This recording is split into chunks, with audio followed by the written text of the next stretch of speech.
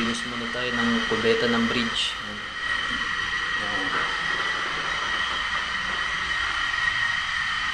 Linis muna tayo ng kubeta ng bridge.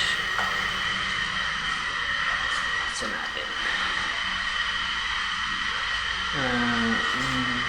Duty ko rito, ang pinirma kong kontrata is OS maintenance. Hindi ko alam kung include ba ito for maintenance na linis o naglinis ng bawang kubeta.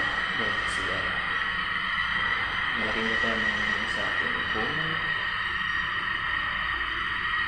tama ba? Yung kasama ba sa maintenance OS sa barko hindi ang pinirma kong kontrata ang paglilinis ng kubeta. Okay. Astro Bike Captain Igor.